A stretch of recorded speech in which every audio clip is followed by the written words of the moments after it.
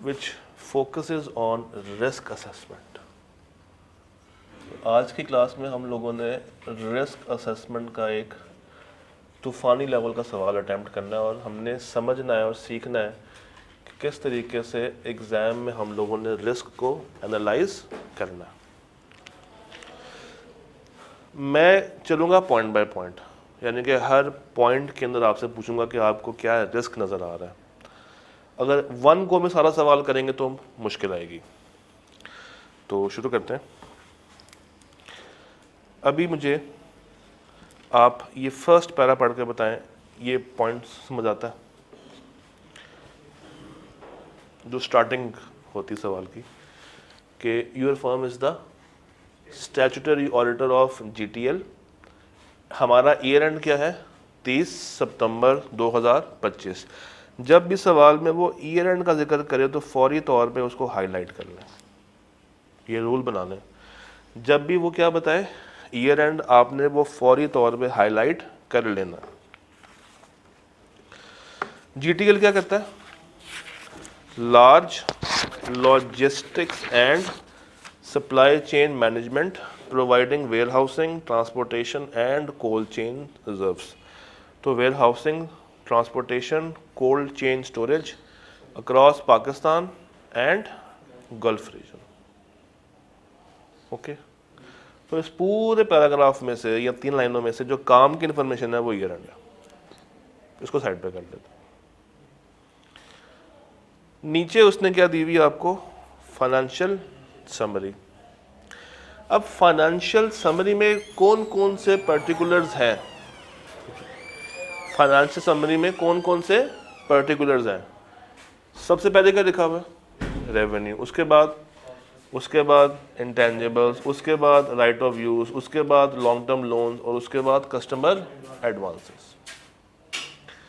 हम अभी इन 2 एस्पेक्ट्स का जिक्र करते हैं, रेवेन्यू और कॉस्ट ऑफ सेल्स। रेवेन्यू मुझे बताएं, ग्रो कर रहा, पहले कितना था? 29,100। कितना हो गया ग्रो करके? 38,400। तो मुझे आप ये बताइए कितने परसेंट इंक्रीज आया?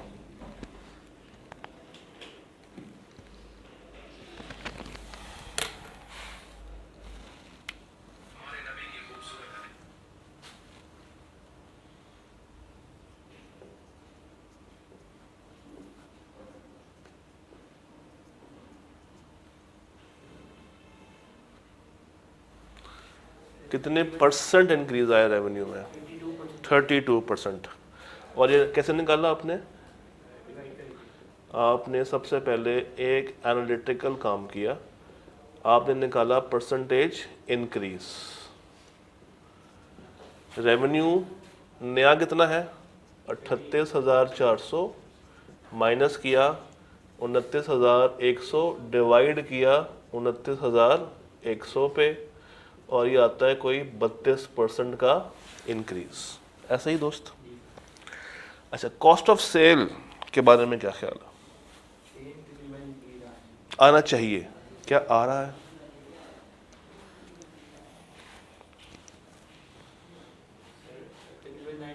तकरीबन 19%। तो अगर रेवेन्यू में इंक्रीज है मेरे पास 32% का, दूसरी तरफ हम ये समझते हैं कि कॉस्ट ऑफ सेल जो कि 26,300 माइनस 22,150 डिवाइडेड बाय 22,150, तो ये आपका 19% के आसपास फिगर होना चाहिए। ऐसा ही है? तो इसका मतलब है कि 32% से अगर मेरा रेवेन्यू बढ़ रहा है मगर मेरी कॉस्ट ऑफ सेल 32% से तो इंक्रीज नहीं हो रही, देयरफॉर दाल में कुछ काला है, देयरफॉर दाल में कुछ तो गड़बड़ है। अब गड़बड़ कौन कौन सी हो सकती है?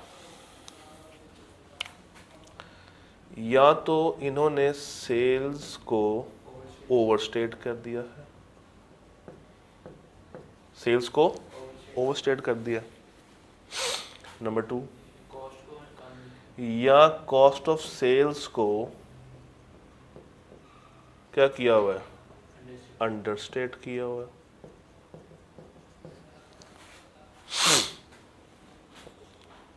जो expenses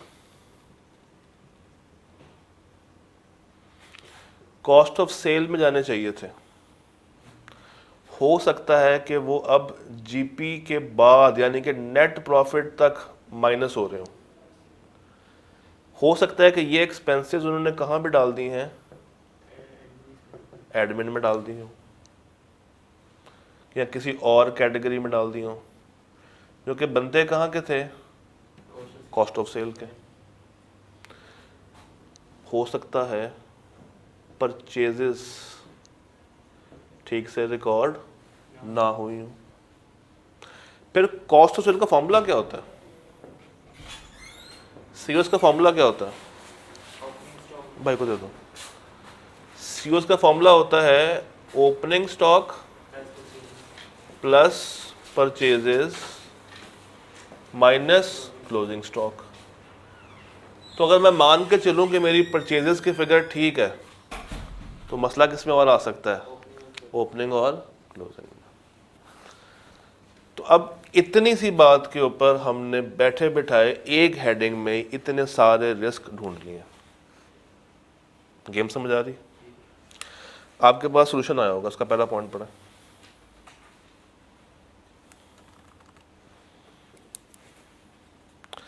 revenue has risen from 29,100 to 38,400, आप 32% increase, while the cost of sale increase by only, जिसकी वजह से क्या आ रहा है, mismatch between revenue growth and cost patterns, between revenue growth and cost patterns में इंडिकेट कि मिस क्लासिफिकेशन ऑफ एक्सपेंसेस हो सकती। This also indicates a risk of management, या तो कुछ चीज़ों को लेके क्या है, बायस्ड है, उसने क्लासिफिकेशन गलत की हुई है, अपनी रेवेन्यू को मैनिपुलेट किया हुआ है, बढ़ा के दिखाया हुआ है in the first year of operations after a major transformation. तो ये सारी बातें विल बिकम योर 1 और 2 पॉइंट्स। आप चाहो तो उसको तोड़ के लिख दो, चाहो तो एक ही हेडिंग में सारी बातें बता दो, चाहो तो एक हेडिंग आप खोल लो जिसमें सेल्स की बातें कर लो, एक हेडिंग में किसकी बात कर लो, कॉस्ट ऑफ सेल्स की बात कर लो। डन। अच्छा, अब इसी पॉइंट को कि रेवेन्यू हो सकता है अंडरस्टेट किया हो, सॉरी ओवरस्टेट किया हो, इस टेबल में एंड पे जाओ, क्या लिखा हुआ है, कस्टमर एडवांसेस। ये क्या होते हैं,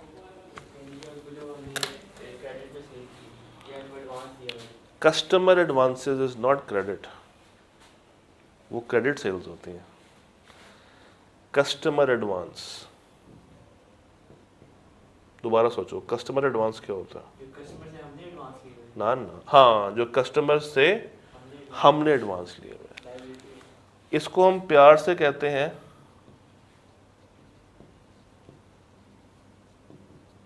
प्री पेमेंट्स। हमें प्री पेमेंट आई हुई है, तो इस प्री पेमेंट की एंट्री क्या होती है दोस्त, पहले तो हमारा कैश डेबिट हो जाएगा, कैश आ गया 100 रुपये का फर्ज करो, यहाँ पे मैं सेल बुक कर दूँ, नहीं, मैं सेल नहीं बुक करूँगा, मैं यहाँ पे क्या लिखूँगा, फाइनेंशियल लायबिलिटी क्रिएट हो जाती है। और जब ये सेल होगी तो ये लायबिलिटी डेबिट हो जाएगी और मैं रेवेन्यू को क्या कर लूँगा, अपने पास रिकॉर्ड कर लूँगा। एंट्री ही बनती है। इस एंट्री में कोई एतराज़, कोई एतराज़ है नहीं। 1050 से 1650, ये एडवांस बढ़ रहा है कि कम हो रहा है, बढ़ रहा है, कितने परसेंट, निकालो जरा,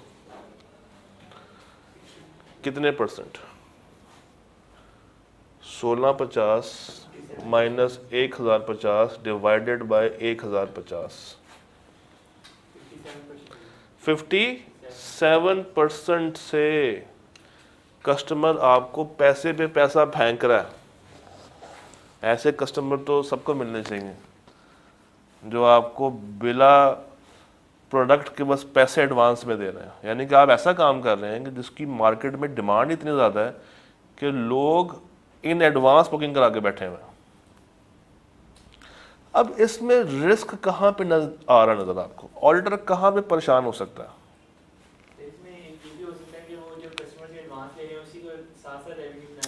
एग्जैक्टली, क्योंकि वो जो 32% का ऊपर हमने इंक्रीज देखा है, देयर इज अ चांस कि ये जो एंट्री पास कर रहे हो वो ये वाली एंट्री ना हो। वो एंट्री क्या पास करके बैठे हो? कैश डेबिट और सेल्स या रेवेन्यू क्रेडिट, जो कि होना नहीं चाहिए। तो रिस्क क्या लिखूं कि देयर इज अ रिस्क कि जो रेवेन्यू आ रहा है, जो रेवेन्यू आ रहा है वो गलत रिकॉर्ड हुआ हुआ। ये एक्चुअली में क्या रिकॉर्ड होनी चाहिए थी पहले? Financial liability. हाँ, रेवेन्यू में कब रिकॉर्ड हो? जब IFRS 15 यहाँ पे कंप्लाई हो रहा हो। जब IFRS 15 कह दे ठीक है ये मेरे उस क्राइटेरिया पे पूरा आ गया है, अब तुम इसकी सेल रिकॉर्ड कर सकते हो, तो आपका रिस्क क्या बन जाएगा कि might be revenue is overstated because of these customer advances. अब देखें, customer advances have increased by 57%, whereas the revenue has only increased by 32%. Therefore, एक risk है that the client may not have recorded revenue related to these advances. Done? याद है okay? अब जरा पहला point इसका पढ़ो।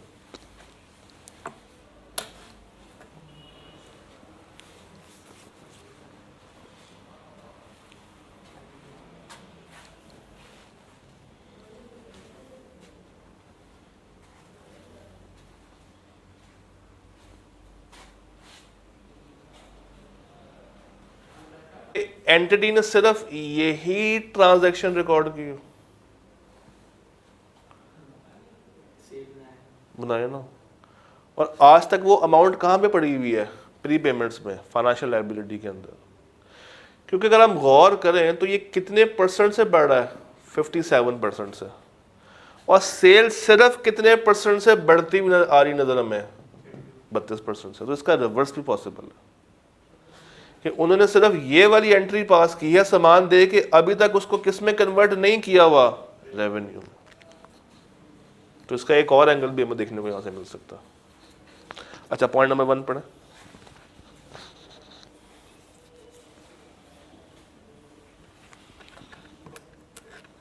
चला दूं लाइट? तुम कहते हो तो कर दूं ऑन? कर देता हूं। पॉइंट 1 पढ़ो, क्या कह रहा point 1? To become the region's first smart logistics network, GTL invested heavily in developing Transite, an artificial intelligence based ecosystem that connects its trucks, warehouses and dashboards in real time. क्या कहना चाह रहे हैं यहाँ तक?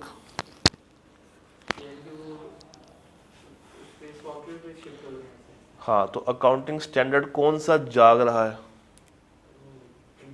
इंटेंजिबल्स का। तो IAS 38 की बातें अब करने वाला है वो आपके साथ। अब अगर इस पॉइंट पे आगे बच्चे को IAS 38 के बारे में नहीं पता तो वो तो परेशान हो जाएगा। The system was developed internally, यानी कि ये एक इंटरनली जनरेटेड इंटेंजिबल है। ये एक इंटरनली जनरेटेड क्या है? Intangible.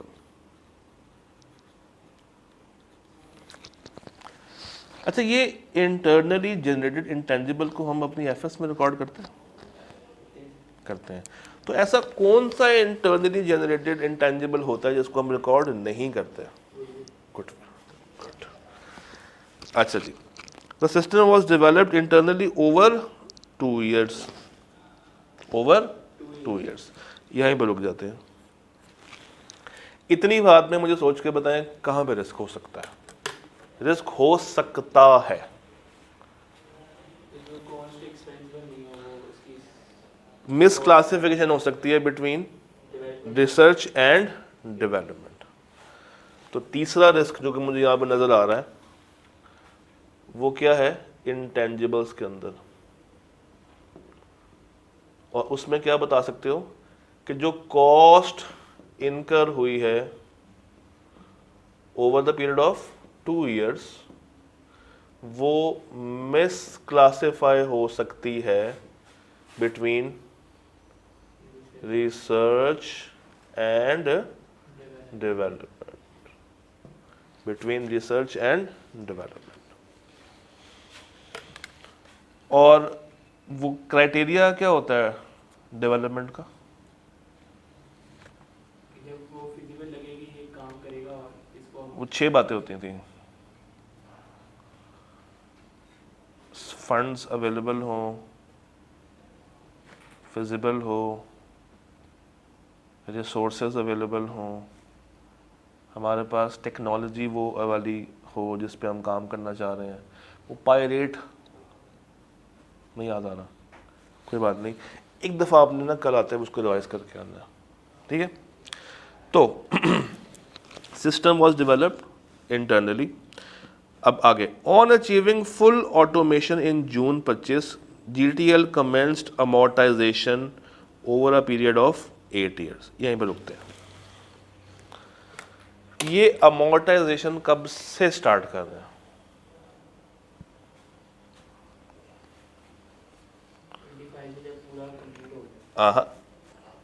On achieving full automation, जब ये फुली ऑटोमेटेड हो गया तो इन्होंने कहा कि अब मैं इस पर क्या चार्ज करूंगा? अमोर्टाइजेशन। क्या ये सही तरीका है? जब वो क्या हो ना, एक और वर्ड होता है, शुरू ए से होता है,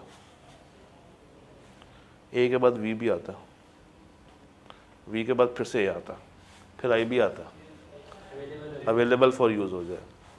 वो क्या हो जाए? अवेलेबल फॉर यूज हो जाए। तो ये जो डेप्रिसिएशन चार्ज या अमोर्टाइजेशन चार्ज कर रहे हैं, ये कितने महीनों के चार्ज करेंगे हमारे साल में? जून में बन गया ना 25 में, और हमारा ईयर एंड क्या था ऊपर दिखवाया था 30 सितंबर। तो जून के बाद जुलाई, अगस्त, सितंबर, 3 माह की चार्ज कर रहे होंगे फर्ज करो। तो ये सही चार्ज कर रहे हैं कि गलत चार्ज कर रहे हैं? ये बाद में चार्ज कर रहे हैं कि पहले से चार्ज कर रहे हैं? ये बाद में कर रहे हैं। तो 3 माह की तो गलत है। जब 3 माह की गलत है, इसका मतलब है कि प्रॉफिट एंड लॉस स्टेटमेंट में जो एक्सपेंस आ रहे होंगे वो ओवर हैं कि अंडर हैं? जब वो अंडर हैं तो प्रॉफिट मेरा ओवर स्टेटेड है। और अगर ये जान के किया गया तो ये फ्रॉड हो जाएगा, ना चाहते हुए किया गया तो ये एरर माना जाएगा। अच्छा, the management expects Transsight to significantly reduce manual processes and enhance predictive route planning। इस पूरे पैराग्राफ में कोई और प्रॉब्लम आपको नजर आ रही है? मुझे तो आ रही है। एक मसला और भी है इस पैरा में।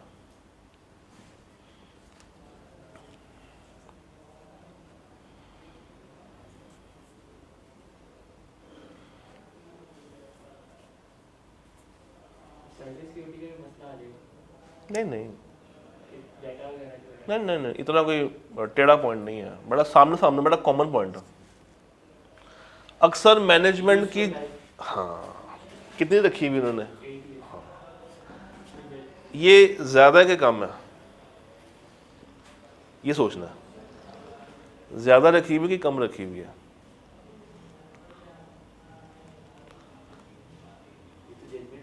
हाँ, तो मैनेजमेंट नॉर्मली क्या करेगी? आप अगर मैनेजमेंट का हिस्सा हो तो मैनेजमेंट यूजफुल लाइफ बढ़ा कर दिखाएगी कि कम करके दिखाएगी? क्यों? ताकि उसकी एक्सपेंस एक्सपेंस कम हुआ, प्रॉफिट उसका। हाँ, तो यही बात आपने बता दी है कि हमारे नज़दीक एक ऐसी कंपनी जो कि एआई को साथ लेके चल रही है, ग्रो हो रही है, वहाँ पे 8 साल बहुत ज़्यादा है, क्योंकि टेक्नोलॉजी तो हर साल चेंज होगी। तो इसके ऊपर भी बहस हो सकती है कि भाई ये 8 साल का जो आपने टाइम पीरियड बताया है ये काफ़ी ज़्यादा है, इसको मुनासिब करें। अब इससे क्या हो रहा है? एक्सपेंस कम और प्रॉफिट आपका ओवर स्टेटेड हो रहा है। तो इस एक पॉइंट से दोस्त कितनी बातें निकाली हैं? 3 बातें निकाली हैं। आइए देखते हैं आई कैप इनको किस तरीके से बताता है। पॉइंट 3 पढ़ें।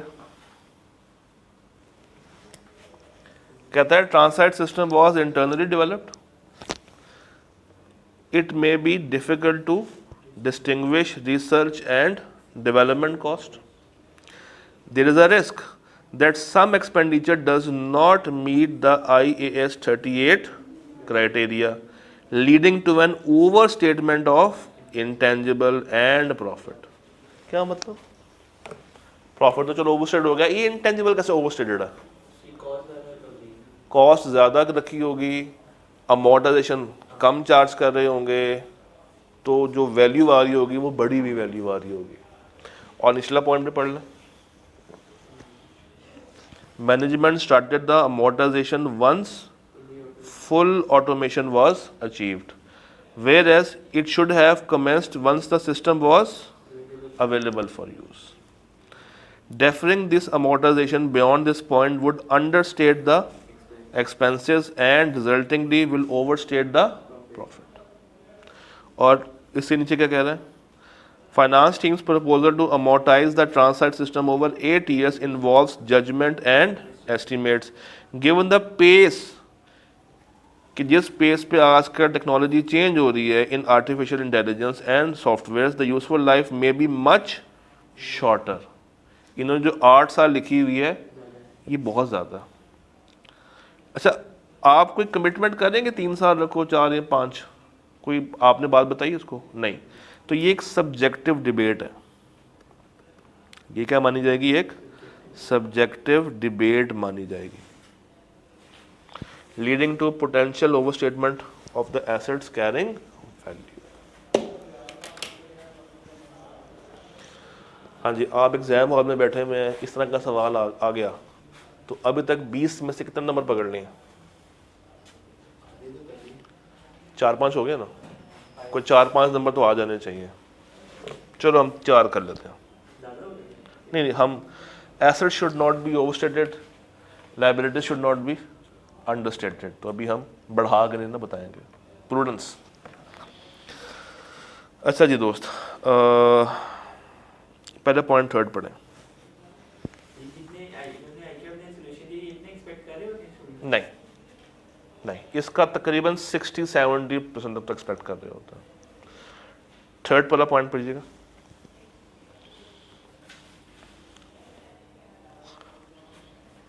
As part of its Go Green initiative, GTL replaced most of its trucks with electric trucks sourced from EcoFleet, a UAE-based company that holds a 20% shareholding। यहाँ पे रुक जाते हैं, आगे नहीं पढ़ते। हम कहाँ पे रुक गए? GTL तक 20% शेयर होल्डिंग तक रुक गए। अब इस इतनी सी लाइन में 2-3 बातें हैं। As part of its Go Green initiative, GTL replaced most of its diesel trucks। अपने ट्रक्स को रिप्लेस कर दिया इलेक्ट्रिक ट्रक्स के साथ। क्या मैं कह सकता हूँ कि अपने ट्रक्स जो कि IAS किस में आते होंगे? 16 में आते होंगे, उसको रिप्लेस किया, यानी कि उसको पहले क्या किया होगा?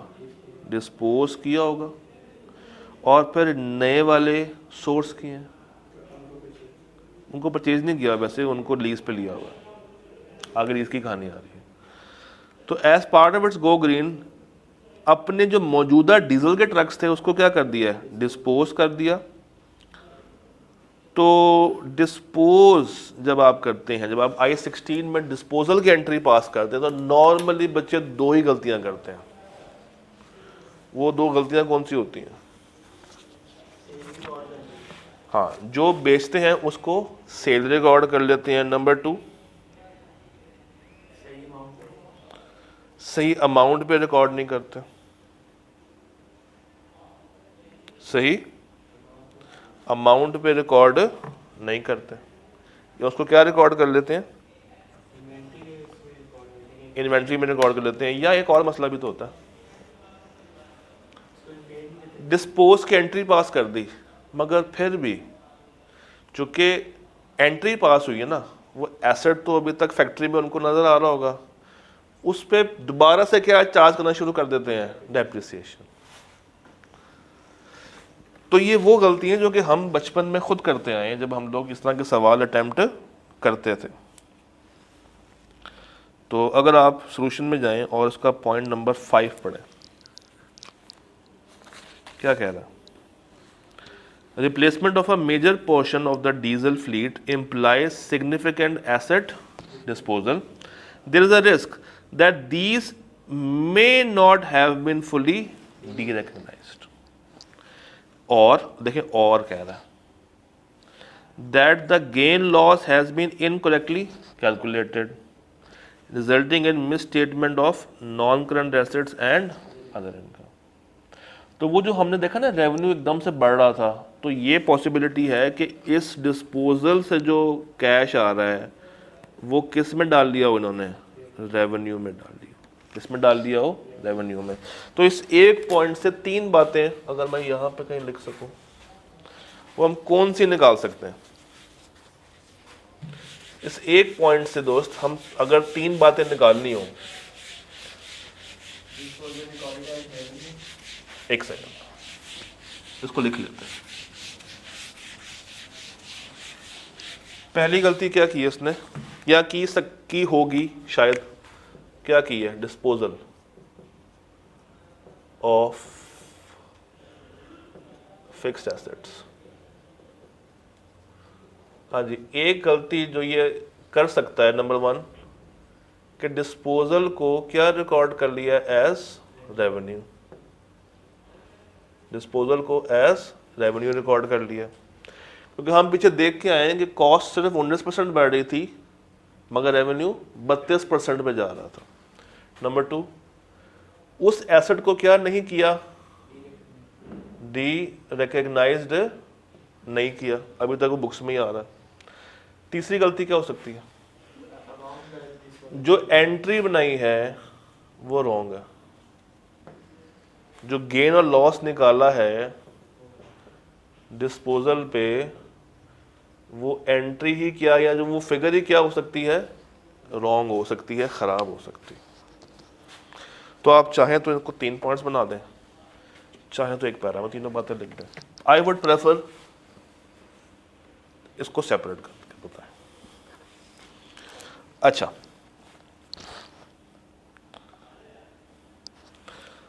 अब ये जिस कंपनी से इलेक्ट्रिक ट्रक सोर्स कर रहे हैं वो 20% की शेयर होल्डिंग के साथ आ रही है। इसका मतलब है कि this has to be a related party, this has to be a related party. Under this agreement, GTL will use those trucks for 5 years against a fixed quarterly payment, after which it may purchase, यानी कि option to purchase है। तो ये कौन सी lease होगी, finance lease. ये कौन सी लीज मानी जाएगी, finance lease. Purchase the fleet at 40% of its original cost. तो जब कोई ट्रांजैक्शन हो रही हो विद अ रिलेटेड पार्टी, तो पहला रिस्क क्या होता है, आर्म्स लेंथ पे हुई है या नहीं हुई। तो रिलेटेड पार्टी के केस में आ जाते हैं। रिलेटेड पार्टी का पहला दुख क्या होता है कि ऑर्डर देखता है कि वो ट्रांजैक्शन आर्म्स लेंथ पे हो रही है या नहीं हो रही। दूसरा, इसके केस में IS 24 रिक्वायर क्या क्या करता है, वो कहता है मुझे बताओ पार्टी कौन सी है, उसकी नेचर क्या है, ट्रांजैक्शन कौन सी है, कब हो रही है, यानी कि थॉरोली क्या बताओ, डिस्क्लोजर्स बताओ। तो रिस्क क्या हो सकता है, कि ये डिस्क्लोजर्स या तो किए नहीं है, या अगर किए हैं तो इनएडिक्वेट। क्या है ये फिर? इनएडिक्वेट। क्या है ये फिर? इनएडिक्वेट। पॉइंट 5 पे हमने पढ़ दिया था ना। अब एक काम करिए, पॉइंट 8 पढ़े जरा, सोल्यूशन का पॉइंट 8 पढ़े। The 5 years of lease struck with a shareholder holding 20% of the equity is a related party transaction. Such transactions must be at arm's length and properly disclosed. वही बात आ गई। There is a risk that the term specifically say कि purchase option है at 40%, हो सकता है कि ये arm's length transaction ना हो। Failure to disclose this nature and amount would also result in material mistake। वही दो बातें। कितनी बातें सामने आ गई हैं, और अभी आधा सवाल भी नहीं हुआ। अच्छा जी, पॉइंट 2 पे जाएं, स्टोरेज फैसिलिटी। पढ़े जरा इस पॉइंट को। Storage facility were also upgraded through the installation of smart sensors that automatically records the movement and location of the packaging materials and spare parts. Physical stock takes are no longer performed and the system has been designed to be self-reconciling. क्या problem है? हम तो ये चाहते हैं ना कि IT आएगी, ऑटोमेशन आएगी तो हमें कोई काम नहीं करना पड़ेगा, मगर ये चीज़ आपको बैकफायर भी कर देती है। अगर आप इसकी सेकंड लाइन और लास्ट लाइन पढ़े तो वो क्या कह रहा है? Physical stock takes are no longer performed. क्या मतलब? फिजिकल काम ही नहीं कर रहे, और सारा वो रिलाय किस पे कर रहे हैं? सिस्टम पे। सिस्टम क्या है? Self reconciling. चलो ये तो अच्छी बात है, मगर ये जो हम इन्वेंट्री काउंटिंग करते हैं, क्या ये सिर्फ स्टॉक को गिनने के लिए होता है? नहीं, इसका एक और मकसद भी तो होता है, प्रोसेसेस को देखना। और स्टॉक टेक से मुझे और क्या देखने को मिलता है? और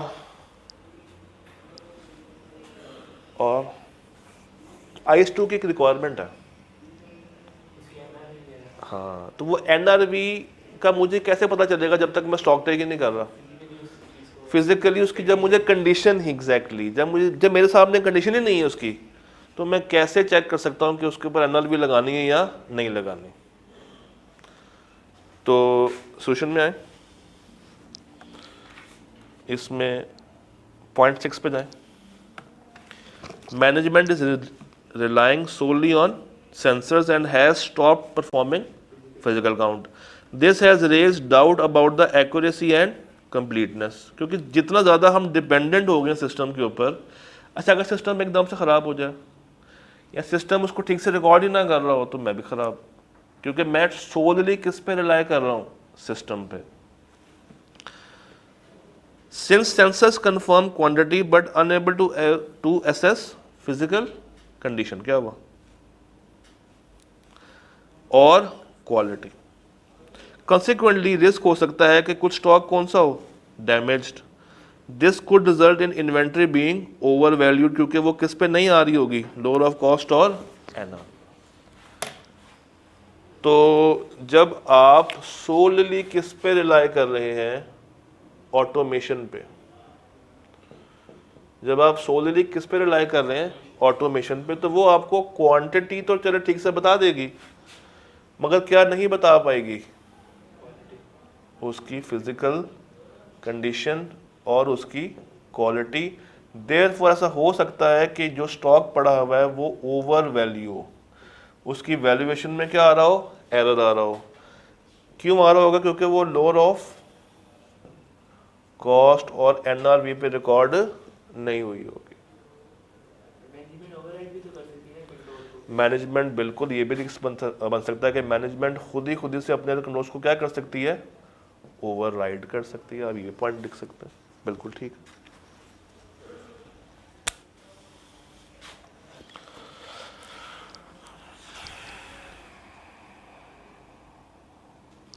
0.7 पढ़े सॉल्यूशन का, पहले हेडिंग पढ़ लीजिएगा इसकी। हेडिंग क्या कह रही है? Reliance on internally generated data and control, IT environment risk. Management का अब ज़्यादा इन्हिसार किस पे है? IT के ऊपर, IT इन्वायरमेंट के ऊपर।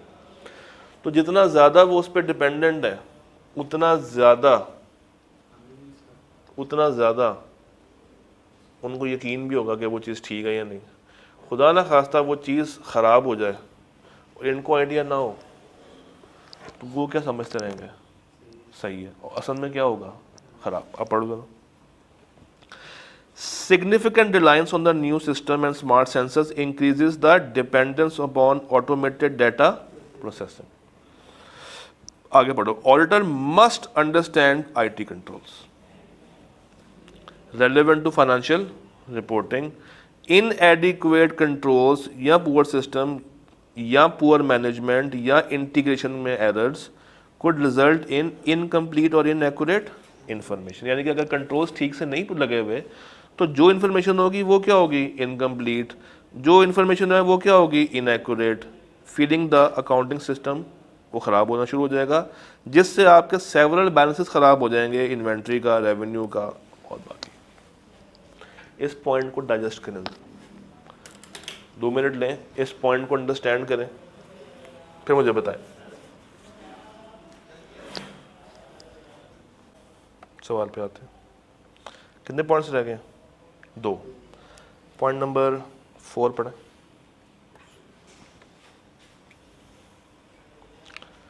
खुद ही मुझे पढ़ के बताएं क्या मसला। इजी है, इसमें कोई मुश्किल बात नहीं लिखी हुई।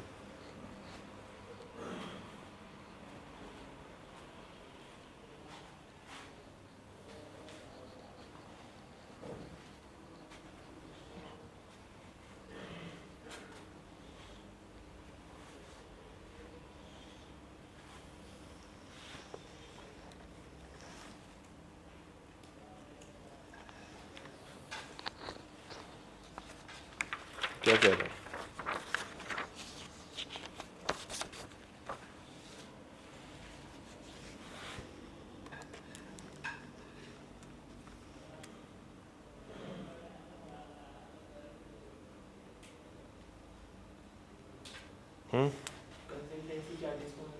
इंटेंजिबल बना दिया हुआ है।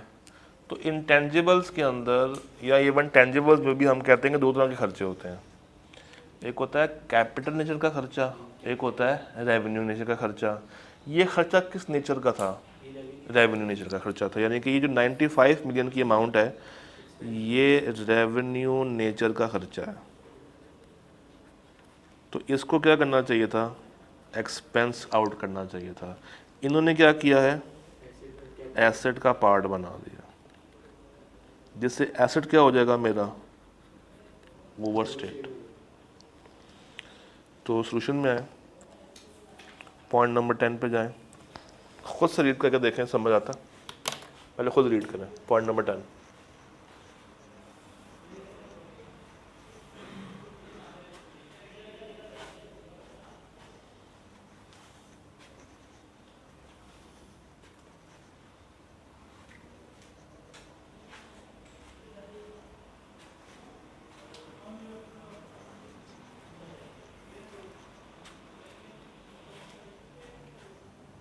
ओके, कोई प्रॉब्लम, परेशानी नहीं?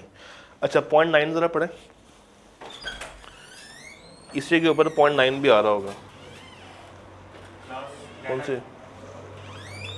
पॉइंट 9। पॉइंट 9 में एक और इसकी बात कर रहा है। किस चीज़ के ऊपर? Classification and measurement of lease liability. वो जो लीज किसके साथ की उन्होंने? हाँ, तो वहाँ पे हमने आरपी वाली बात तो बता दी थी, मगर लीज के ऊपर स्पेसिफिक बात नहीं की। क्या? कि जो ऑप्शन टू परचेज है एट 40% ऑफ द कॉस्ट में effectively transfer the ownership. Furthermore errors आ सकते हैं कि उन्होंने शायद क्या ठीक से ना क्लासीफाई की हो, लीज टर्म, डिस्काउंट रेट या उसकी रेजिडुअल वैल्यू, जिसकी वजह से लाइबिलिटीज, एसेट्स और फाइनेंस कॉस्ट ख़राब हो सकते हैं। देखो बार बार एक वर्ड यूज़ करते हैं, हो सकते हैं, माइट बी। तो रिस्क हमेशा फ्यूचर ओरिएंटेड होता है। चलो इसके लास्ट पॉइंट पे आ जाते हैं। लास्ट पॉइंट करें ज़रा, पढ़ें पढ़ें, शाबाश। To finance its sustainability targets, GTL obtained a USD 10 million green transition loan from a development bank। Loan ले रहा है बॉस, अगर किस में ले रहा है, फॉरेन, तो अब फौरी तौर पे दिमाग में क्या आना चाहिए, स्टैंडर्ड कौन सा आना चाहिए, 21। तो फौरी अगर मैं आपको कहूँ कि आप सोल्यूशन में आके इसका आखिरी पॉइंट पढ़ लें तो गेम समझ आ जाएगी।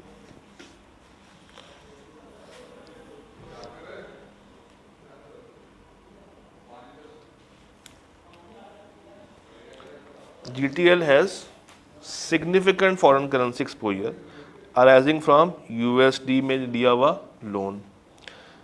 जो लीज लाइबिलिटीज हैं, जो रेवेन्यू स्ट्रीम्स हैं, वो उन्होंने, ठीक है, these arrangements introduce the risk that transactions and balances may not be translated using correct exchange rate. तो रिस्क छुपा, मतलब रिस्क है क्या कि जितने भी एसेट्स हैं, जितने भी लाइबिलिटीज़ हैं, इन पे क्या नहीं लगा होगा, करेक्ट एक्सचेंज रेट।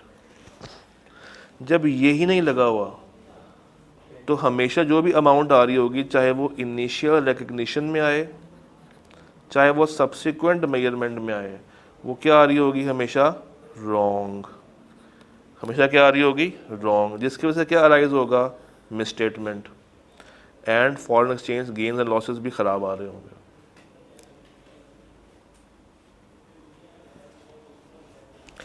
अच्छा, फिर ये जो इन्होंने लोन लिया है, शर्त क्या दी है, फैसिलिटी कैरीज ये नहीं, ये शर्त थोड़ी है, हाँ ये conditional upon maintaining at least 50% of their vehicles as electric, पहली शर्त, and submitting an externally verified report each year. क्या मतलब,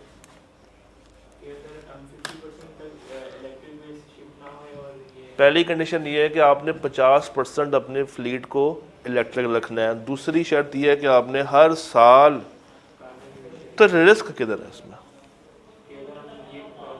ना ब्रीच, हाँ ना मीट कर पाए तो या तो वो जो कंसेशनल इंटरेस्ट दिया हुआ है वो बढ़ जाएगा, या हो सकता है कि हमें वो लोन फौरी वापस अदा करना पड़ जाए।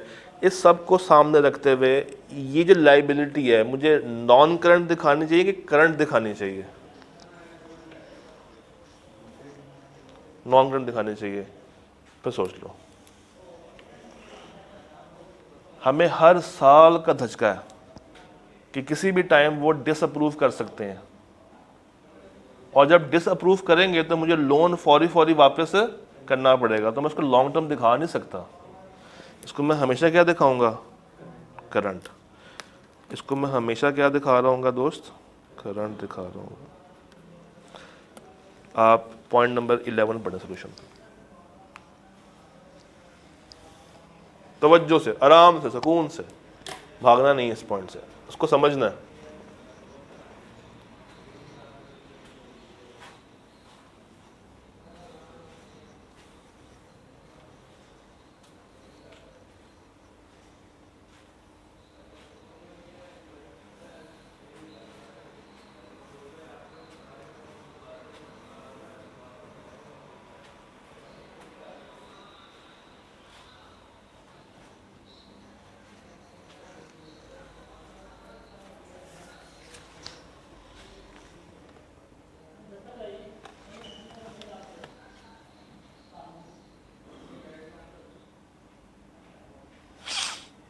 कहता है द यूएस 10 मिलियन रिक्वायरमेंट क्या है, at least 50% vehicle electric and submit करे carbon emission report each year.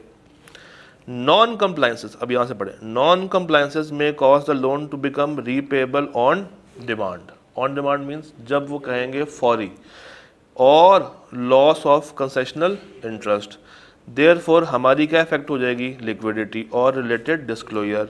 यहाँ से पढ़ो, liability must be classified as current if a covenant breaches occur before the reporting date. क्या मतलब, ईयर एंड से पहले पहले अगर मुझे लग रहा है कि कोवेनेंट ब्रीच हो गया है तो मुझे फौरी तौर पे उसको क्या बनाना चाहिए, current, and is not waived by that, यानी कि पूरे साल खत्म होने तक उसको ठीक भी नहीं किया गया तो उसको मैं क्या ट्रीट कर लूँ, current. The risk is that non compliances could trigger the reclassification of borrowings. तो नॉन करंट से मैं इसको कहाँ पे मूव कर दूंगा, फिर करंट। इनिशियली कहाँ पे आ रही होंगी, नॉन करंट में।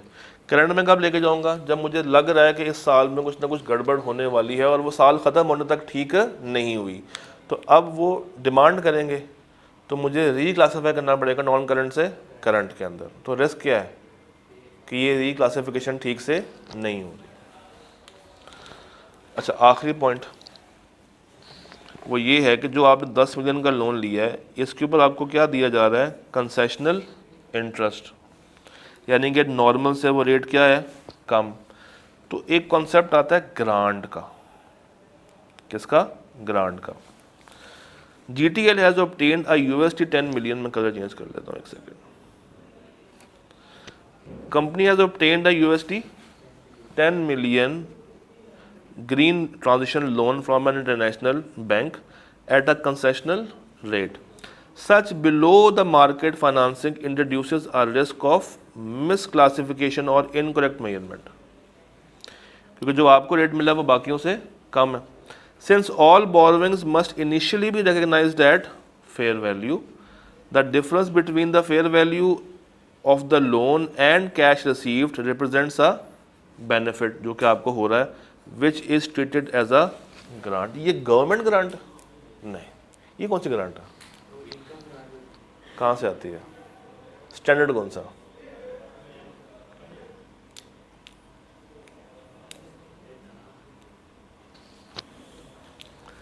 ना भी याद है एग्जाम में परेशान नहीं होना, थीम पता होनी चाहिए। वो समझाने की है कि वो लोन उसी पे रिकॉर्ड करेंगे लेकिन जो बच रहा है उसको जो बेनिफिट है, उसको इनकम में डालेंगे। yes, if GTL records the loan at face value without recognizing the benefit, the liability may be overstated and जो finance cost आएगी वो understated।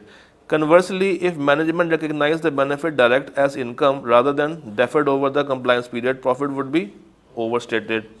The auditor should evaluate whether the loan meets the definition of a grant, determine the appropriate market interest rate, and जो भी कोई grant के अंदर increase decrease आ रहा है, it should be recognise systematically over the period.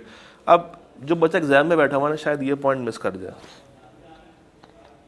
मैं नहीं मानता कि उसको ये पॉइंट याद आ रहा होगा, जल्दबाजी में प्रेशर में ये पॉइंट मिस हो सकता है, कोई बात नहीं, हो जाए, मगर जितने आसान पॉइंट्स हमने ऊपर देखे हैं मेरा ख्याल से वो तो उसको लिखने चाहिए। तो कम से कम भी अगर 20 नंबर का सवाल था ना तो 18 से 20 बातें डिस्कस हुई हैं इस सवाल में। ऑल्दो हेडिंग्स कितनी बनाई हुई हैं उसने, 13, मगर हर हेडिंग के अंदर भी 2-3 बातें की हुई हैं।